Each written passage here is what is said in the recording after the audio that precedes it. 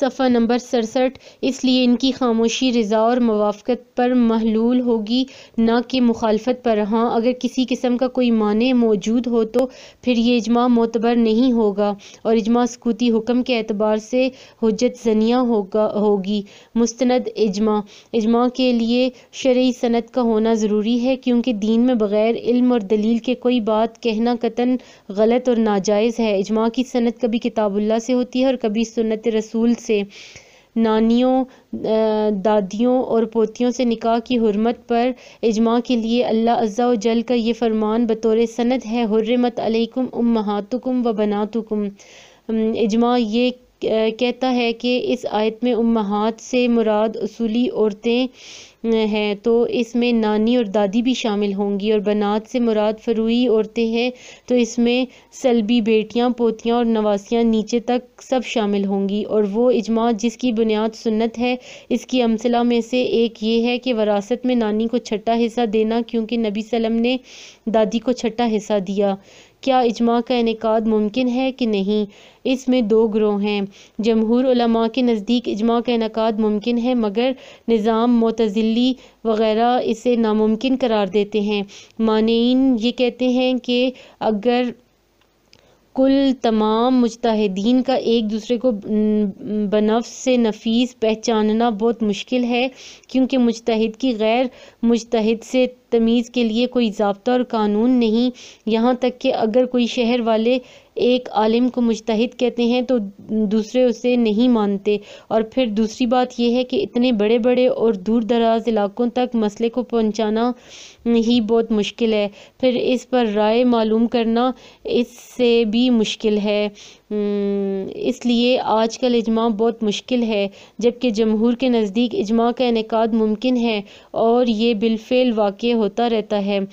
ان کا کہنا ہے کہ مانعین صرف شک کی بنا پر اس کے امکان کو رد کرتے ہیں، حالانکہ صحابہ کے زمانے میں بہت سے مسائل پر اجماع ہوا، مثلاً نانی کے لیے میراث میں چھٹا حصہ، مسلمان عورت کی غیر مسلم سے شادی کا باطل ہونا اور بغیر حق مہر کے تعین کے نکاح کا صحیح ہونا، اور فاتحین کے لیے مفتوحہ اراضی کا تقسیم نہ کرنا، اور اللاتی بھائی اور بہنوں کا حقیقی بھائی اور بہن کے نہ ہونے کے وقت ان کے قائم مقام ہونا، اسی طرح سلبی بیٹے کا وراثت میں پوتے کے لیے رکاوٹ بننا، اسی طرح کی اور بھی بہت سی مثالیں موجود ہیں۔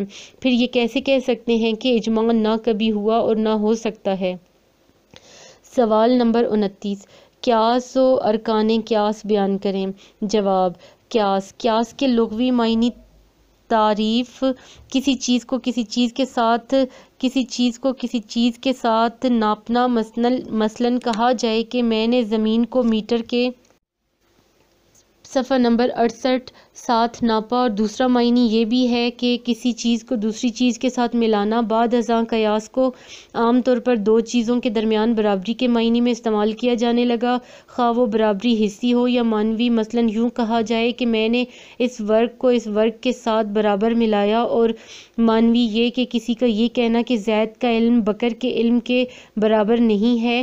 اصطلاحی تعریف: جس چیز کے بارے میں کوئی نص موجود نہیں ہے، اسے حکم کے اعتبار سے ایسی چیز پر وارد کرنا جس میں نص موجود ہے۔ ان دونوں میں علت کے مشترک ہونے کی وجہ سے، یا یوں کہا جائے گا کہ شارع نے کسی معین واقعے میں کوئی حکم بطور نص ثابت کیا، ہر مجتہد اس حکم کا سبب جانتا ہے۔ پھر کبھی اس قسم کا ایک اور واقعہ پیش آ گیا جس کے بارے میں حکماً کوئی نص موجود نہیں، لیکن اس واقعے کا سبب بھی وہی ہے جو پہلے واقعے کا تھا، تو مجتہدین دونوں واقعات میں علمیت کے مساوی ہونے کی وجہ سے مابعد پر بھی ماقبل والا حکم لگا دے گا۔ اس الحاق کا نام قیاس ہے۔ اس کے لیے تین قسم کے الفاظ آتے ہیں: الحاق، تسویہ اور تعدیہ، مگر تینوں کا معنی ایک ہی ہے۔ ارکان قیاس: قیاس کی اصطلاحی تعریف سے ہمیں یہ معلوم ہوا کہ اس کے 4 ارکان ہیں۔ نمبر 1، اول اصل، اس کا دوسرا نام مقیس علیہ ہے۔ کسی مسئلے کے بارے میں کوئی حکم جس نص سے ثابت ہوا اس نص کو اصل کہتے ہیں۔ نمبر 2، دوم حکم اصل، یعنی وہ حکم شرعی جو قیاس کے رکن اصل میں نص سے ثابت ہوتا ہے اور اسی کی فرع یعنی نئے واقعے کی طرف متعدی کیا جاتا ہے۔ نمبر 3، سوم فرع، اس کا دوسرا نام مقیس ہے۔ یہ وہ مسئلہ یا واقعہ ہے جس کے بارے میں نص سے کوئی حکم ثابت نہیں ہے، قیاس کے طریقہ کار پر عمل کر کے اصل میں موجود حکم کا اس پر اطلاق کیا جاتا ہے۔ نمبر 4، چہارم علت، یہ وہ وصف ہے جو اصل میں موجود ہو اور اسی کی وجہ سے اس میں حکم لگایا گیا ہو۔ یہی وصف اور غرض اگر فرع میں پایا جائے تو اسے اصل کے مساوی سمجھا جائے گا، اس پر بھی اسی حکم کا اطلاق ہوگا جو اصل میں موجود ہے۔ قیاس کی مثالیں: الف، نص سے شراب کی حرمت ثابت ہوتی ہے، مثلاً قولہ تعالی یا ایھا الذین آمنوا انما الخمر والمیسر والانصاب والازلام رجس من عمل الشیطان فاجتنبوہ لعلکم تفلحون۔ فقہا کا ایک گروہ کہتا ہے کہ خمر اس نشہ آور شراب کا نام ہے جو صرف انگوروں سے بنائی جائے، اسی کے بارے میں حرمت کا حکم بطور نص وارد ہوا ہے، جبکہ نیند، نبیذ، جو اور کھجور کی شراب کے بارے میں حکم بطور نص وارد نہیں ہوا، بلکہ یہ فرع ہے، مگر ان دونوں میں علت مشترک ہے، وہ ہے نشہ لانا۔ ان دونوں میں علت کے اشتراک کی وجہ سے اسے شراب پر قیاس کیا جائے گا اور یہ بھی حکماً حرام ہو جائیں گے۔ صفحہ نمبر 69 ب، وارث کا مورث کو قتل کر دینا، اس کے حکم کے متعلق نص موجود ہے، یعنی اس کا وراثت سے محروم ہو جانا، کیونکہ اس میں نبی صلی اللہ علیہ وسلم کا فرمان بطور نص موجود ہے، فرمایا لا یرث القاتل۔ حکم کی علت یہ ہے کہ جان بوجھ کر ناجائز قتل کرنا یہ کسی چیز کو اس کے وقت سے پہلے لانے کا سبب بنتا ہے، تو اس کے برے ارادے کی وجہ سے بطور سزا اسے اس کی وراثت سے محروم کر دیا، جبکہ وصیت کیے جانے والے کا وصیت کرنے والے کو قتل کرنا اس کے بارے میں کوئی نص موجود نہیں، لیکن اس واقعے میں بھی حکم کی وہی علت موجود ہے جو پہلے واقعے میں تھی، یعنی جرم کی وجہ سے کسی چیز کا وقت سے پہلے ہو جانا، تو یہ واقعہ بھی پہلے واقعے سے ملتا جلتا ہے کیونکہ ان دونوں کے حکم کی علت میں اشتراک ہے، لہٰذا موصی لہو موصی کی وراثت سے محروم ہو جائے گا۔ جیم، کسی بھائی کا کسی دوسرے بھائی کی منگنی پر منگنی کرنا ناجائز ہے، کیونکہ نبی کریم صلی اللہ علیہ وآلہ وسلم نے فرمایا المومن اخو المومن لا یحل لمومن ان یخطب علی خطبتی اخی۔ اس میں علت حکم یہ ہے کہ اس صورت میں دوسرے شخص کے حق میں تصرف اور زیادتی لازم آتی ہے اور یہ اس کے لیے تکلیف دہ ہے، جس کی وجہ سے ان دونوں میں بغض اور عداوت پیدا ہو سکتی ہے، جبکہ کسی مسلمان کا دوسرے مسلمان کی مزدوری پر مزدوری کرنا اس کے بارے میں نص موجود نہیں، اسے پہلے حکم پر قیاس کیا جائے گا کیونکہ ان دونوں میں علت حکم مشترک ہے، لہٰذا یہ زیادتی بھی اسی طرح منع ہوگی۔ دال، جمعۃ المبارک کے روز اللہ تعالیٰ نے اذان کے وقت خرید و فروخت سے بذریعہ نص منع فرمایا، یا ایھا الذین آمنوا اذا نودی للصلاۃ من یوم الجمعۃ فاسعوا الی ذکر اللہ وذروا البیع۔ اس میں حکم کا سبب نماز کے ضائع اور فوت ہو جانے کا اندیشہ ہے، اسی طرح اس وقت مزدوری کرنا اور نکاح کرنا اور ان میں بھی یہی علت موجود ہے، لہٰذا ان تصرفات پر بھی نص پر قیاس کرتے ہوئے نفی کا حکم لگائیں گے۔ قیاس کی شرائط: قیاس کا عمل اس وقت تک صحیح نہیں جب تک اس میں مکمل شرائط نہ پائی جائیں، ان میں سے کچھ کا تعلق اصل کے ساتھ ہے اور باقی کا تعلق دیگر ارکان کے ساتھ ہے۔ اصل سے متعلقہ شرائط: نمبر 1، یہ اصل دوسری اصل کی فرع نہ ہو، یعنی اس کا حکم نص یا اجمالی سے ثابت ہو۔ نمبر 2، اصل کے حکم کی دلیل میں فرع کا حکم شامل نہ ہو، ورنہ حکم دلیل سے ثابت ہوگا، قیاس سے نہیں۔ اصل کبھی نص یعنی کتاب و سنت سے معلوم ہوتی ہے اور کبھی اجماع سے، جو نص سے معلوم ہوتی ہے اس کی 2 قسمیں ہیں۔ نمبر 1، ایک قسم وہ ہے جس کا مقصد علت مقصد اور علت سمجھ میں آ سکیں۔ نمبر 2، دوسری قسم وہ ہے جس کا مقصد اور علت سمجھ میں نہ آ سکیں، جس اصل کا سبب سمجھ میں نہ آ سکے اس کی۔ صفحہ نمبر 69 بے، وارث کا مورث کو قتل کر دینا۔ اس کے حکم کے متعلق نص موجود ہے، یعنی اس کا وراثت سے محروم ہو جانا، کیونکہ اس میں نبی صلی اللہ علیہ وسلم کا فرمان بطور نص موجود ہے۔ فرمایا لا یارث القاتل۔ حکم کی علت یہ ہے کہ جان بوجھ کر ناجائز قتل کرنا یہ کسی چیز کو اس کے وقت سے پہلے لانے کا سبب بنتا ہے، تو اس کے برے ارادے کی وجہ سے بطور سزا اسے اس کی وراثت سے محروم کر دیا، جبکہ وصیت کیے جانے والے کا وصیت کرنے والے کو قتل کرنا اس کے بارے میں کوئی نص موجود نہیں، لیکن اس واقعے میں بھی حکم کی وہی علت موجود ہے جو پہلے واقعے میں تھی، یعنی جرم کی وجہ سے کسی چیز کا وقت سے پہلے ہو جانا۔ تو یہ واقعہ بھی پہلے واقعے سے ملتا جلتا ہے، کیونکہ ان دونوں کے حکم کی علت میں اشتراک ہے، لہٰذا موسی لہو موسی کی وراثت سے محروم ہو جائے گا۔ جیم، کسی بھائی کا کسی دوسرے بھائی کی منگنی پر منگنی کرنا ناجائز ہے، کیونکہ نبی کریم صلی اللہ علیہ وآلہ وسلم نے فرمایا المومن اخو المومن لا یحل لمومن ان یخطب علی خطبتی اخی۔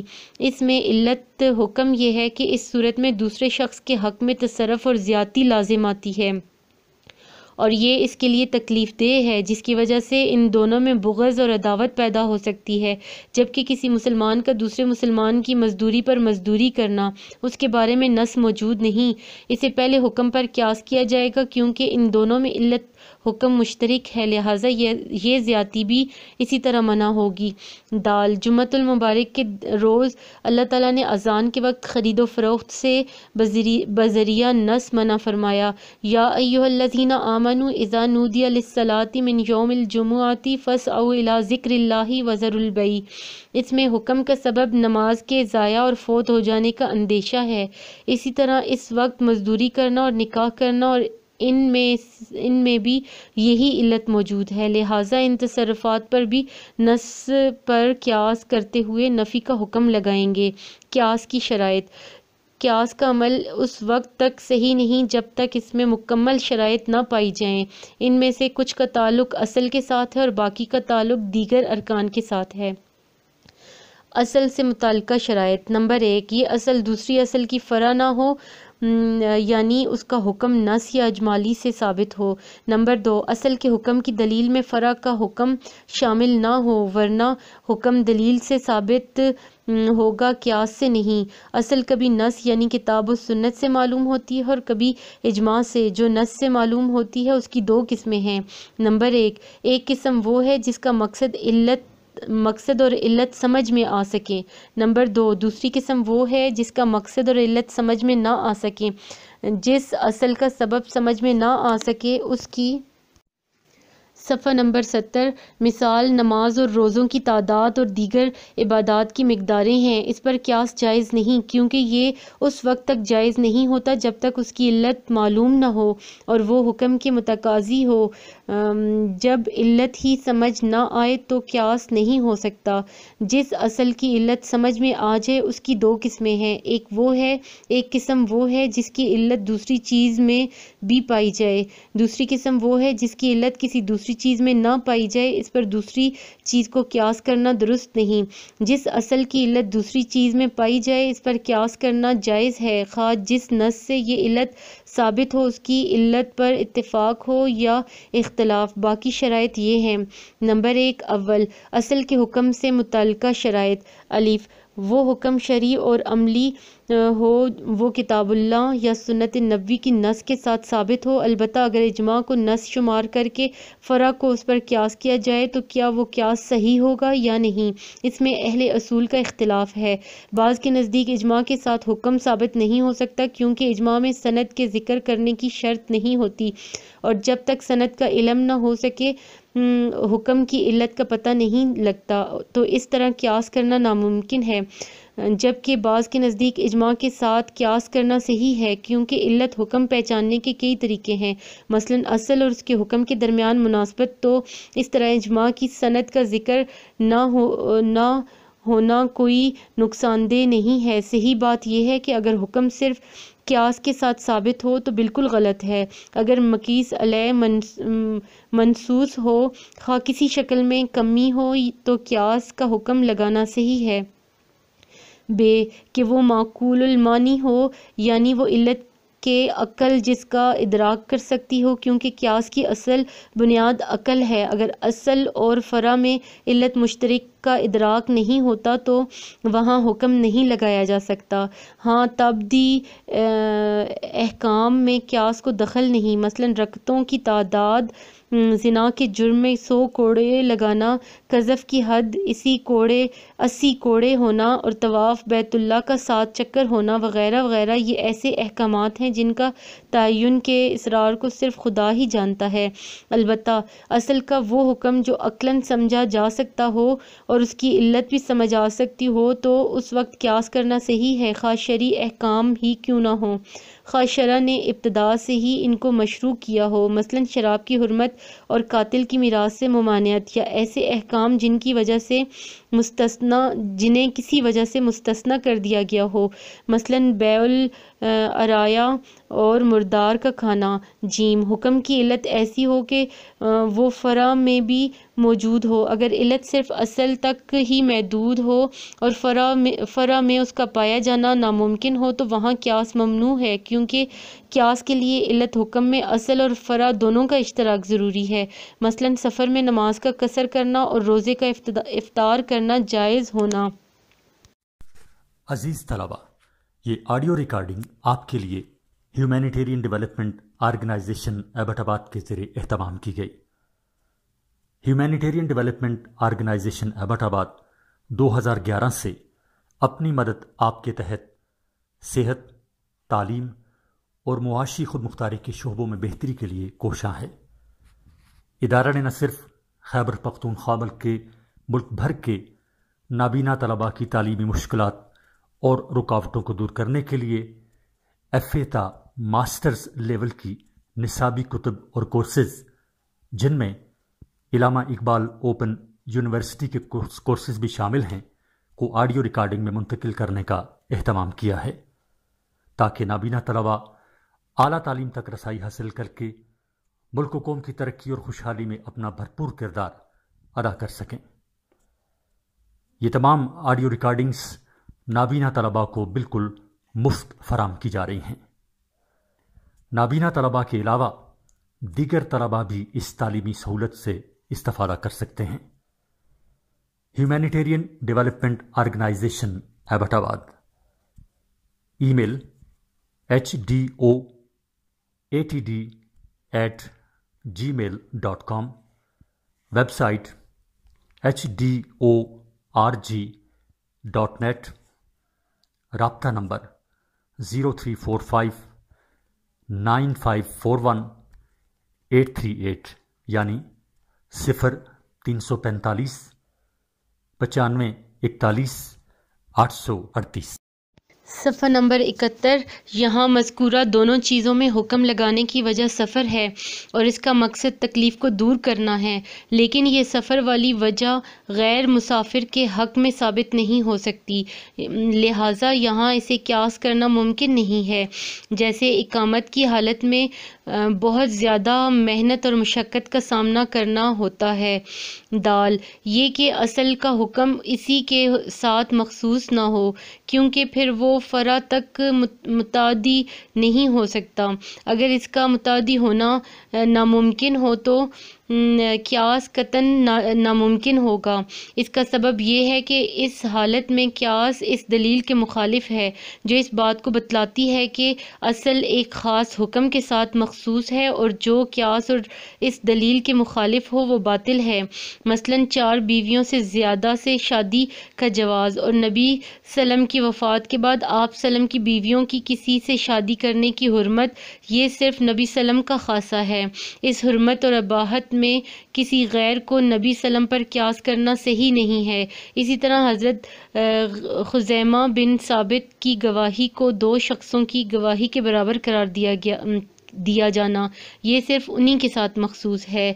نمبر 2، دوم فرع سے متعلق شرائط۔ الف، فرع کے درست ہونے کے لیے ضروری ہے کہ اس کا حکم کسی نص سے ثابت نہ ہو، کیونکہ قیاس کی طرف تبھی رجوع کیا جائے گا جب مسئلہ میں نص موجود نہ ہو۔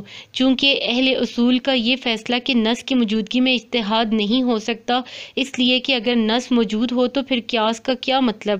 چنانچہ جو لوگ قسم کے کفارہ کو قتل خطا کے کفارہ پر قیاس کرتے ہوئے کہتے ہیں کہ اس میں بھی غیر مسلم غلام کی آزادی ناکافی ہے، ان کا یہ قیاس غیر صحیح ہے، کیونکہ قتل خطا کے کفارہ میں نص میں مومن کے الفاظ موجود ہیں، جیسا کہ آیت ہے من قتل مومنا خطا فتحریر رقبۃ مومنۃ، جبکہ قسم کے کفارہ میں بھی صریح آیت موجود ہے اور اس میں مومن کی شرط نہیں ہے۔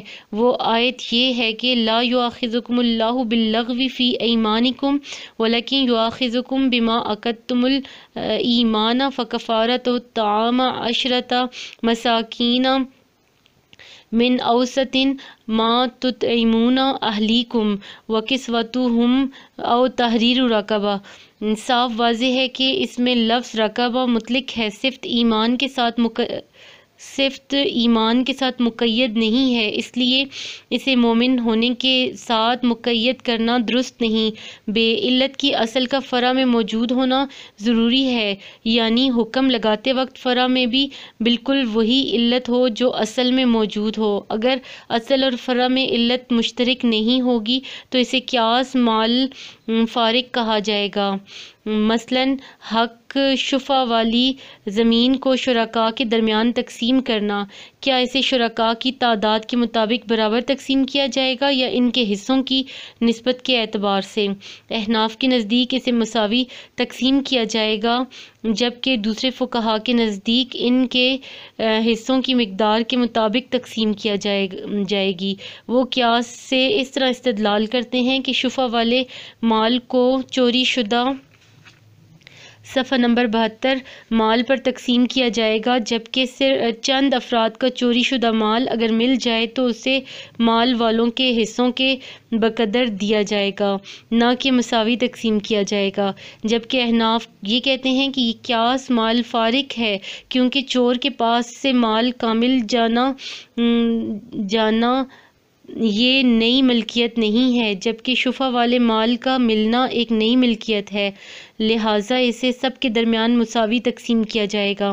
نمبر 3، صوم علت سے متعلقہ شرائط۔ یہ قیاس کی بنیاد اور اس کا رکن اعظم ہے۔ جب تک فرع میں علت نہ پائی جائے گی قیاس مکمل نہیں ہو سکتا۔ ثابت ہوا کہ وہ حکم جس کے بارے میں نص وارد ہوئی وہ صرف اسی واقعے کے ساتھ خاص نہیں ہے، بلکہ جب بھی اس قسم کا کوئی واقعہ درپیش ہو جس میں حکم کی یہ علت پائی جائے اس کے بھی متعلق ہو جائے گا۔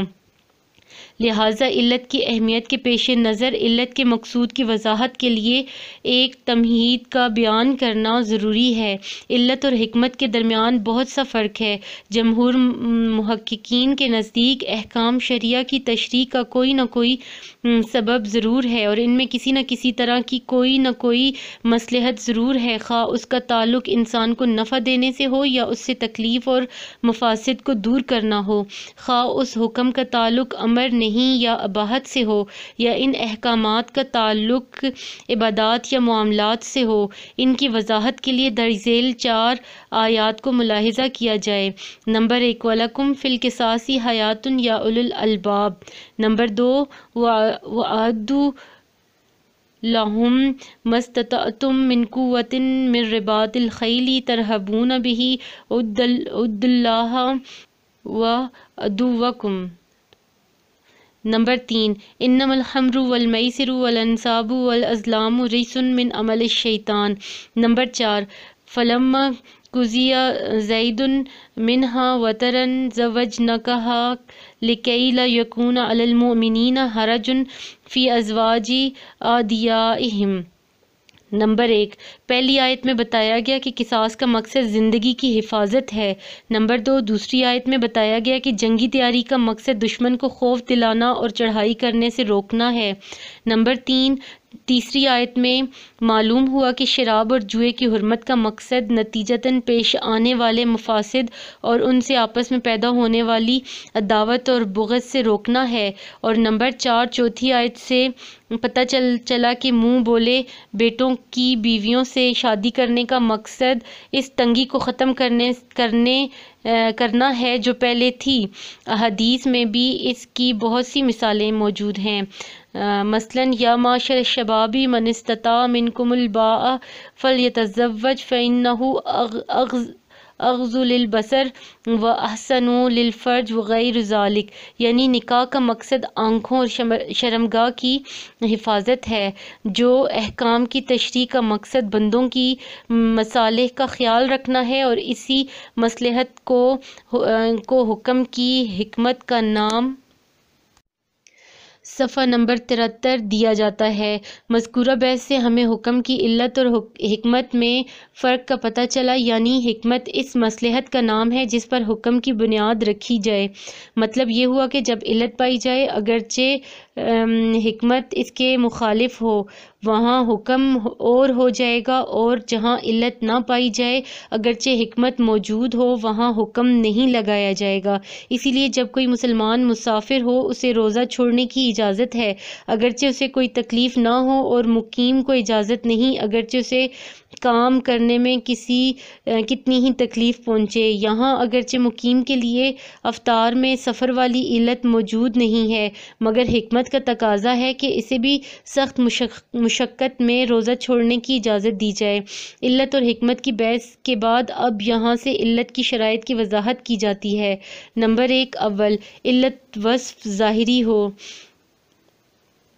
ظہور کا مطلب اس علت کا اصل اور فرع دونوں میں پایا جانا ضروری ہے۔ جس طرح شراب کی حرمت کی وجہ نشہ آوری ہے، اگر وہ علت واضح نہ ہو اور اس کا تعلق دل اور دماغ کے ساتھ ہو اور وہ محسوس نہ کی جا سکتی ہو تو وہ علت قابل ادراک نہیں ہوگی۔ شرع نے اس کے قائم مقام ایک ظاہر شے کو مقرر کیا ہے جو اس کے موجود ہونے پر دلالت کرتا ہے۔ مثلاً خرید و فروخت میں خوشی اور ناراضگی کا تعلق دل اور اندرون نفس سے تھا جو کہ علت بننے کے لائق نہیں ہے، تو شرع نے اس کے قائم مقام عقد کا لفظ نافذ کر دیا۔ اسی طرح قتل عمد قصاص کی علت ہے، لیکن یہ عمد ذہنی ارادے کا نام ہے، اسے صرف وہی شخص جانتا ہے جس کے دل میں یہ ہوتا ہے، اس لیے شارع نے اعلی قتل کو اس پر دلالت کے لیے ضروری ٹھہرایا، یعنی تلوار، بندوق وغیرہ۔ نمبر 2، علت ایک منضبط اور غیر متبدل وصف ہونا چاہیے۔ مطلب یہ ہے کہ اشخاص اور حالات بدلنے کی وجہ سے علت مختلف نہ ہو بلکہ وہ معین ہو۔ مثلاً کسی بھی قاتل کا کسی بھی مقتول کو قتل کرنا یہ اسے اس کی وراثت سے محروم کر دیتا ہے، یہاں قاتل اور مقتول کی تعیین نہیں۔ اسی طرح موسی لہو کا موسی کو قتل کرنا بھی اسی پر قیاس ہوگا۔ ایسے ہی کوئی بھی آدمی جب کسی بھی قسم کی شراب پیے گا تو نشہ کی علت کی وجہ سے حرام ہوگی۔ نمبر 3، وصف حکم کے مناسب ہو۔ اس کا مطلب یہ ہے کہ حکم کو جب علت کے ساتھ مربوط کیا جائے تو وہاں اس کی حکمت اور مصلحت بھی اس کی تائید کرتی ہو۔ مثلاً قاتل کو وراثت سے محروم کرنے کی مصلحت یہ ہے کہ لوگوں کو زیادتی سے روکا جائے اور نفس انسانی کو ہلاکت سے بچایا جائے۔ اسی طرح شراب کی علت نشہ ہے اور اس میں مصلحت یہ ہے کہ لوگوں کی عقل کو خرابی سے بچایا جائے۔ اسی طرح ہاتھ کاٹنے کی علت چوری ہے اور مصلحت لوگوں کے مال کو محفوظ کرنا ہے۔ نتیجہ یہ نکلا کہ کسی بھی حکم کے نفاذ کا حقیقی سبب اس میں مصلحت کا وجود ہے۔ اگر یہ حکمت تمام احکام میں ظاہر و غیر متبدل ہوتی تو یہی علت قرار پاتی، چونکہ عام طور پر یہ ظاہر نہیں ہوتی، اس لیے مناسب صفحہ نمبر 74 اوصاف کو اس کے قائم مقام بنایا گیا، مقصد غرض پوری کرنا ہے، اس شرط کی بنا پر ایسے اوصاف کے ساتھ تعلیل درست نہیں جو حکم کے ساتھ موافقت نہ رکھتے ہوں۔ ایسے اوصاف کو طردیہ یا اتفاقیہ کہتے ہیں، مثلا شراب کی حرکت کے لیے اس کا رنگ، سیلان یا ذائقے کا اعتبار نہیں ہوگا، اسی طرح چور کے لیے مالدار یا غریب، عربی یا عجمی ہونے کی کوئی شرط نہیں ہے۔ مذکورہ اوصاف میں سے کوئی وصف بھی حکم کے لیے مناسب نہیں ہے۔ نمبر 4 علت ایک متعدی وصف، یعنی وہ وصف صرف اصل تک ہی محدود نہ ہو، مثلا فرع کو بھی شریک کرے، اس لیے کہ جب تک اصل اور فرع میں باعتبار علت حکم کا اشتراک نہیں ہوگا، قیاس کا عمل جاری نہیں ہو سکتا۔ مثلا مسافر کے لیے روزہ چھوڑنے کی اجازت، یہ علت یعنی سفر مقیم میں نہیں پائی جا سکتی سوائے نشہ کے، جو حرمت شراب کی علت ہے، کیونکہ یہ نشہ ہر نشاور چیز میں موجود ہوتا ہے۔ نمبر 5 علت کا تعلق ان اوصاف میں سے ہو جس کے اعتبار کو شارع نے غیر معتبر قرار دیا ہو۔ بسا اوقات یوں ہوتا ہے کہ مجتہد کے سامنے ایک وصف معین حکم کے لیے بالکل مناسب ہوتا ہے، مگر در حقیقت وہ نص اور دلیل شرعی سے متصادم ہوتا ہے، تو ایسے وصف کا قطعاً اعتبار نہیں ہوگا۔ مثلا جو آدمی ماہ رمضان میں روزے کی حالت میں اپنی بیوی سے ہم بستری کر بیٹھے، اس کے کفارہ کے لیے شریعت نے 3 قسموں میں سے کسی ایک کا اختیار دیا ہے، جن کی ترتیب یوں ہے: گردن آزاد کرنا، عدم استقامت کی صورت میں 60 روزے رکھنا، ورنہ 60 مسکینوں کو کھانا کھلانا۔ صفحہ نمبر 74 جاری۔ ایک مجتہد اس گناہ کے بدلے میں ابتداً ہی کفارہ کے روزے رکھنے کا فتویٰ دے دیتا ہے، حالانکہ کفارہ میں جو صحیح حکمت ہے وہ ڈانٹ ڈپٹ ہے، تو یہاں مجتہد کی رائے بالکل غلط ہے، کیونکہ جو شخص جان بوجھ کر روزہ توڑے، اس میں غلام آزاد کرنے کی قدرت ہو، تو ابتداً اس پر کفارہ کے روزے واجب کرنا حکم کے مناسب نہیں ہے، اس لیے کہ حکم نص شرعی کی ترتیب سے ٹکراتا ہے، کیونکہ ترتیب کے مطابق اگر آدمی عتق رقبہ کے قابل نہیں ہے تو شرع نے اس کے لیے روزوں کو مناسب جانا، اور اس کے بعد پھر 60 مسکینوں کو کھانا کھلانے کا حکم ہے۔ ایسے ہی اندلس کے قاضی کے فتویٰ کو فقہا نے غلط قرار دیا ہے۔ اس طرح بیٹے اور بیٹی کی وراثت میں مساوات کے فتویٰ کو ملغی قرار دیا گیا ہے، کیونکہ نص موجود ہے یوصیکم اللہ فی اولادکم۔ اسی طرح یہ کہنا کہ چونکہ مرد اور عورت عقد نکاح میں برابر ہیں تو لہٰذا حق طلاق میں بھی برابر ہوں گے، شریعت نے اس وہم کو دور کرتے ہوئے طلاق کی تنفیذ کا حق صرف مرد کو دیا ہے۔ علت اور حکم کے درمیان مناسبت، یعنی حکم میں حکمت اور تشریع میں غرض موجود ہو، اور یہ مناسبت ذہنی تخیلات نہ ہوں بلکہ ان اقسام میں سے کوئی قسم ہو جن کو اہل اصول نے وضع کیا ہے۔ وصف مناسب کی باعتبار مشروع اور الفاظ چند قسمیں ہیں۔ نمبر 1 اول مناسب مؤثر، یعنی وہ وصف حکم کے لیے اس طرح مناسب ہو گویا اسے شرع نے مشروع کیا ہے۔ صفحہ نمبر 75 قیاس کے قائلین کے نزدیک اس قسم کی مناسبت سے قیاس کی صحت میں کوئی اختلاف نہیں ہے۔ مثلا ارشاد الہی ہے وَيَسْأَلُونَكَ عَنِ الْمَحِيضِ قُلْ هُوَ أَذًى، یہاں ماہواری کی حالت میں بیوی سے الگ رہنے کا حکم نص کے ساتھ ثابت ہے۔ شرع نے خود ہی اس حکم کی علت بھی بیان کر دی کہ اس سے تکلیف ہوتی ہے۔ یہ وصف یعنی تکلیف مؤثر وصف ہے۔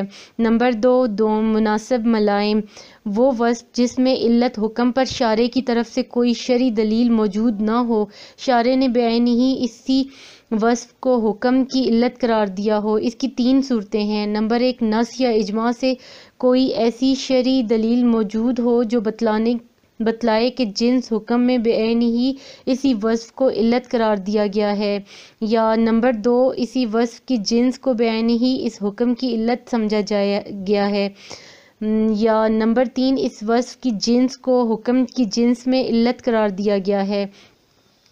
اب ذیل میں مناسب کی اس قسم کو واضح کرنے کے لیے مثالیں ذکر کرتے ہیں۔ الف، اس وصف کی مثال جس کو بعینہ ہی شارع نے جنس حکم کے لیے علت قرار دیا ہے، باپ کو اپنی کنواری اور نابالغ بچی کی شادی کرنے کی ولایت بالاتفاق حاصل ہے۔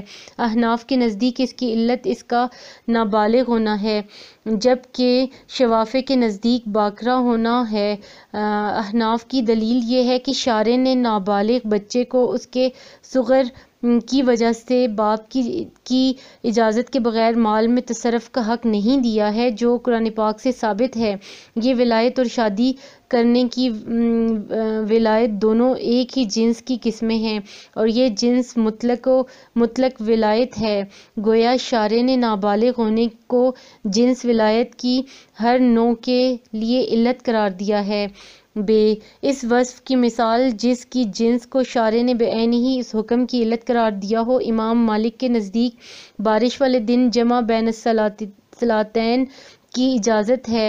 حدیث میں اس حکم کی علت کی وضاحت نہیں کی گئی، لیکن یہ بات موجود ہے کہ شارع نے اس وصف کی جنس یعنی بارش کو اسی حکم یعنی جمع بین الصلاتین کے لیے علت قرار دیا ہے، اور یہ وصف سفر ہے، کیونکہ سفر اور بارش ایک ہی جنس سے تعلق رکھتے ہیں، یعنی نماز پڑھنے والوں کو دقت ہوگی۔ اس صورت میں مکلفین کو تکلیف سے بچانا اور آسانی مہیا کرنا اس حکم کے عین مناسب ہے۔ اس وصف کی مثال جس کی جنس کو شارع نے حکم کی جنس کے لیے معتبر قرار دیا، مثلاً حائضہ سے حالت حیض میں نماز اور روزہ چھوڑنے کی رعایت، اس پر بعد از طہارت دونوں کی قضا ہے، روزوں کی قضا ہے، نمازوں کی نہیں۔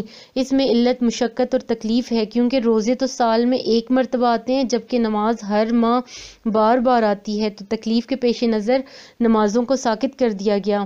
جس طرح حائضہ سے مشقت کی وجہ سے نماز کی قضا ساقط کر دی گئی، اسی طرح سفر کی حالت میں بھی تکلیف کی وجہ سے نماز کو قصر کرنے، جمع کرنے اور روزہ کی افطاری کی اجازت دی گئی ہے۔ یہ تمام صفحہ نمبر 76 رعایتیں ایک ہی جنس سے تعلق رکھتی ہیں، یعنی مشقت اور تکلیف دور کرنا۔ نمبر 3 صوم، مناسب مرسل، وہ وصف جس کے لیے نہ تو کوئی خاص معتبر دلیل موجود ہو، نہ وہ ملغی ہو، یعنی حکم کی ترتیب اس پر مرتبط ہو۔ یہ مناسب اس لیے ہوگا کہ اس میں مصالح شریعت میں سے کوئی مصلحت ہوگی، اور مرسل اس لیے کہ اس میں معتبر ہونے کی یا ملغی ہونے کی خاص دلیل نہیں، مصلحت ہوگی، اور دوسرے لفظوں میں اسے استدلال مرسل اور مصلحت مرسل بھی کہتے ہیں، جیسے جمع قرآن، سکے ڈالنا، جیلیں بنانا اور زرعی ٹیکس کا نفاذ وغیرہ۔ نمبر 4 مناسب ملغی، یہ وہ وصف ہے جسے ایک شخص ظاہر میں کسی خاص حکم کی بنیاد بنانے کے لیے مناسب سمجھتا ہو، لیکن شارع نے اس کے معتبر ہونے کو رد کر دیا ہو۔ مثلاً کوئی شخص کہے کہ میراث میں لڑکے اور لڑکی کا حصہ برابر ہونا چاہیے، کیونکہ دونوں ایک ہی ماں باپ کی اولاد ہیں۔ یہ مناسبت محض اس شخص کا وہم ہے، اور شارع نے بذریعہ نص یہ کہہ کر اس کی مناسبت کو لغو قرار دے دیا کہ مرد کو عورت کے حصے کا دگنا ملے گا۔ علت معلوم کرنے کے ذرائع۔ ان ذرائع سے مراد وہ طریقے ہیں جن سے اصل میں علت معلوم کرنے کے لیے ایک مجتہد رسائی حاصل کرے۔ علت کئی طریقوں سے معلوم کی جاتی ہے، ان میں زیادہ مشہور نص، اجماع اور صبر و تقسیم ہیں، جبکہ شبہ، تردد، عکس اور وثق تردی میں علماء اصول کا اختلاف ہے۔ نمبر 1، اول نص۔ کبھی کبھی نص یہ بتلاتی ہے کہ ایک معین وصف اس حکم کی علت ہے جو اس میں وارد ہوا ہے، تو اس وقت یہ علت نص کے ساتھ ثابت ہوگی، تاہم علت پر نص کی دلالت ہمیشہ صریح اور واضح نہیں ہوتی، بلکہ وہ اشارہ کنایہ سے علت کو بتلاتی ہے۔ جب وہ صریح ہوگی تو کیا وہ دلالت قطعیہ ہوگی یا ظنیہ ہوگی؟ اس کی درج ذیل صورتیں ہو سکتی ہیں۔ الف، علت پر دلالت نص صریح کے ساتھ قطعی ہونا، یعنی اس علت کے علاوہ کا احتمال بھی نہیں ہو سکتا، اس وقت یہ علت قطعی ہوگی۔ اس علت کو ظاہر کرنے کے لیے وہ الفاظ نص میں موجود ہوں گے جو علت بنانے کے لیے لغت میں وضع کیے گئے ہیں، مثلاً لکی لا رجل کذا اور کی لا وغیرہ، جیسے اللہ نے فرمایا رسلاً مبشرین و منذرین لئلا یکون علی اللہ حجۃ بعد الرسل۔ بے نص صریح کا علت پر دلالت کرنا، لیکن وہ دلالت علت کے اعتبار سے قطعی نہ ہو بلکہ دوسری کسی چیز کا بھی احتمال ہو، اس وقت نص کی علت پر دلالت صریحہ ظنیہ ہوگی۔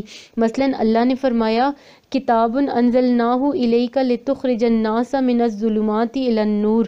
جیم، نص علت پر دلالت تو کرے، البتہ وہ صریح نہ ہو، مگر علت کی طرف اس میں اشارہ ضرور ہو، اس اشارہ کو علت کے لیے دلیل بنانے پر کوئی قرینہ بھی موجود ہو، مثلاً حکم پر مشتمل جملہ آنے کے بعد حرف ان کے ساتھ مؤکدہ جملہ کا آنا، جیسا کہ رسول وسلم نے بلی کے جوٹھے کے بارے میں سائل کو یوں جواب دیا انہ بنجس انما ہی من الطوافین علیکم والطوافات۔